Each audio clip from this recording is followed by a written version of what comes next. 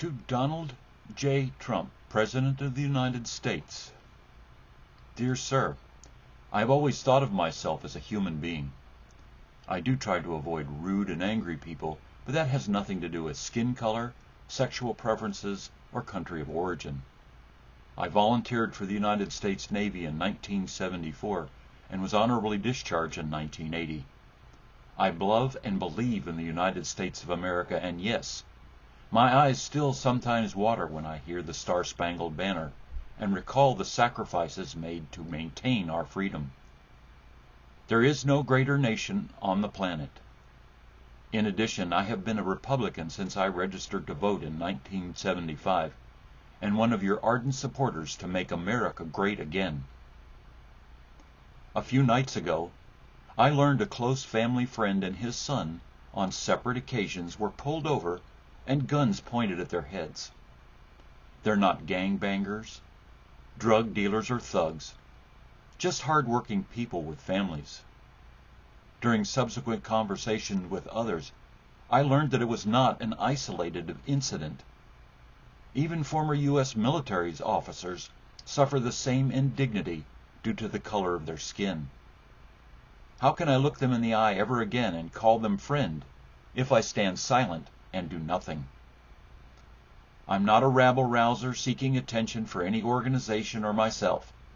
However, I do wish to express in the strongest possible terms, this does not represent the promise of our great nation. These incidents fall short of your statement this past August stating, as I have said many times before, no matter the color of our skin, we all live under the same laws. We all salute the same flag, and we are all made by the same Almighty God.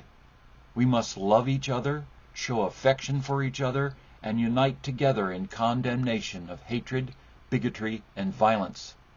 We must rediscover the bonds of love and loyalty that bring us together as Americans. I do not believe this conduct is indicative of all law enforcement officers, and understand the difficult burden they endure as our front line of defense against chaos and lawlessness. Sir, one of the challenges handed to you was a great racial divide in our country.